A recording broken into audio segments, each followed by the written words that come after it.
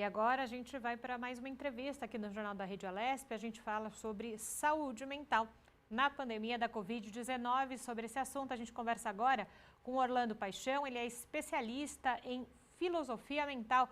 Boa tarde, Orlando. Tudo bem? Bem-vindo ao Jornal da Rede Alesp. Boa tarde, Júlia. Boa tarde a todos que nos acompanham. É uma honra novamente estar aqui com vocês, prestando esse serviço. Antes da gente começar efetivamente falando sobre saúde mental, para quem não sabe o que é a filosofia mental, se você puder contar para a gente rapidamente. Filosofia da mente, Júlia, é o estudo das bases filosóficas que vai um pouco além, falando aqui a grosso modo para que todos possam entender, um pouco além daquilo que é normalmente racional, aquilo que é explicado pela lógica, aquilo que é explicado de maneira científica. É o lado mais espiritual, o lado mais intuitivo, o lado de conexão com as bases que nós temos para além daquilo que a gente vê no mundo físico. Seria mais ou menos isso aqui, a grosso modo, falando da filosofia da mente. E nesse momento de pandemia, nesses últimos meses que as pessoas estão mais ansiosas com tudo que acontece à sua volta, o quanto o poder da mente pode ajudar as pessoas nessa questão mesmo que a gente está falando de saúde mental? Muito boa pergunta. Tudo decorre da forma que nós pensamos. Então, como a gente tem a percepção da nossa vida, a percepção do que ocorre com a nossa vida, nós temos a nossa vida verdadeiramente, dizendo aqui que a nossa força interior, que é o nosso eu verdadeiro, que vive dentro de nós, que é de onde emana todas as nossas forças, e nós temos as nossas situações de vida, que às vezes se confundem com a nossa vida, verdadeiramente dizendo. A gente pensa que nós somos de uma determinada maneira e a gente cria uma imagem sobre a nossa vida e passa a viver aquela imagem. Então, tudo decorre da forma como nós pensamos sobre nós. E a maneira que nós pensamos sobre nós vem justamente daquilo que a gente construiu ao longo da nossa... Alô? Não, pode continuar, pode continuar. Tinha falhado um pouco a sua comunicação aqui comigo, mas agora eu retomei a ouvir. Retomou, tá boa, né? Tá ótimo. Ao vivo é assim mesmo, né, Julie? É isso aí, mas pode continuar, Orlando. Então, tudo decorre da maneira como a gente pensa sobre nós. Então, se você tem um pensamento positivo sobre você, se você entende realmente aonde estão as suas forças, as suas convicções, se você entende como que você tem que se autodeterminar, você tem uma visão de você. Agora, se você construiu ao longo da sua vida, por toda a sua trajetória, uma visão fraca, uma visão de derrota, em função das experiências que você passou, em função dos lugares que você conviveu, em função de toda a trajetória que você construiu, é assim que você vai se determinar hoje, em tudo que você faz. Então, na verdade, as pessoas têm uma visão sobre elas que, na maioria das vezes, não é aquilo que realmente elas pensam sobre elas. É mais sobre situações que ocorreram sobre a sua vida que ela passou, então, a achar, a se determinar por essa imagem que essas situações construíram sobre ela ao longo da vida. Então, é muito importante a gente entender como que a gente pensa, porque todos os resultados que nós temos na vida, Júlia, decorrem da forma como a gente pensa sobre nós. E aí, então, você vê que são determinantes os pensamentos que nós construímos em todas as ações que nós fazemos no dia a dia. E, Orlando, fica muito interessante porque também é um processo de treinamento da mente.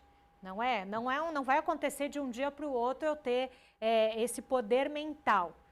Quando nós incluímos essa questão mental no meio de uma pandemia, que você não sabe o que vai acontecer no outro dia, que você não vê perspectivas de melhora mesmo um ano depois do início da pandemia.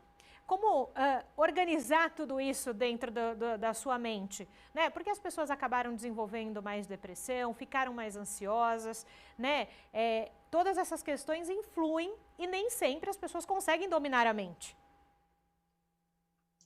Evidentemente que sim, evidentemente que é muito difícil você construir um equilíbrio na sua mente diante de um período, diante de um sistema que foi praticamente rompido.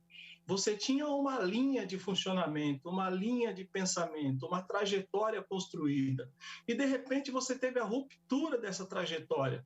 Agora, se a pessoa já tinha leves tendências a pensarem de maneira negativa sobre si, sobre os ambientes que ela compunha, se ela já tinha tendências à depressão, à ansiedade, evidentemente que essa ruptura faz com que a pessoa aprofunde nesse sentido da depressão, no sentido da ansiedade. Por quê? Porque ela estava acostumada a alguns vínculos que foram rompidos de maneira drástica. A pandemia trouxe situações que jamais nós poderíamos prever. A gente poderia prever uma guerra, uma escassez de água, uma escassez com problemas de recursos naturais, mas da forma que ocorreu com a pandemia, jamais poderíamos prever. E toda ruptura na vida de todos nós provoca diversas reações. E essas reações, que são os comportamentos que nós vamos ter em função dessas rupturas que ocorreram, vão decorrer do seu estado mental atual naquele momento. Então, se você tem um estado mental atual de bastante equilíbrio, de bastante serenidade, você possui um autoconhecimento profundo sobre si, você vai passar por esse período de maneira muito mais tranquila do que aquelas pessoas que já tinham uma certa tendência à depressão, à ansiedade, a situações que já tiravam ela do seu estado natural. Então, entender o funcionamento da mente, entender que você pensa e esse pensamento provoca um sentimento no seu corpo, uma reação física, corpórea, que vai então trazer uma ação e essa ação vai te dar o resultado, é muito importante. Quando a gente começa a prestar atenção nisso, você começa a entender, então, por que as coisas acontecem na sua vida. E quando nós não temos essa perspectiva, ainda insisto nesse momento de pandemia, porque nós estamos falando sobre saúde mental na pandemia. Claro que tudo isso que o senhor falou é importante para que as pessoas comecem a ter uma outra visão de si mesmo e de como recebe algumas questões, né? Às vezes não é o entorno, às vezes é como a pessoa recebe uma informação, não é? Mas a gente sabe que a saúde mental tem sido afetada por demais nesse momento de pandemia. As pessoas acabaram desenvolvendo síndromes que talvez em outros momentos da vida não desenvolveriam, mas é um gatilho, é algo que já está ali dentro delas e que a pandemia reforçou. É isso ou não? Sim, evidentemente. Várias pessoas, elas tiveram potencializadas situações que elas já conviviam diariamente, mas elas tinham, como eu disse, várias coisas interligadas que naturalmente faz com que você até se distraia, você fica disperso e você acaba não captando aquela informação que está sendo mandada para você. Por quê? Porque você tem o seu trabalho para se distrair, você tem a sua vida de relacionamentos, você tem a sua vida social, você tem a sua vida estudantil, você tem a sua vida na faculdade. Então você tinha diversas situações, diversos momentos onde você não convivia com aquele distúrbio, você não convivia com aquela situação que te incomodava de maneira profunda, porque ela era ali, ela era diluída durante os seus dias.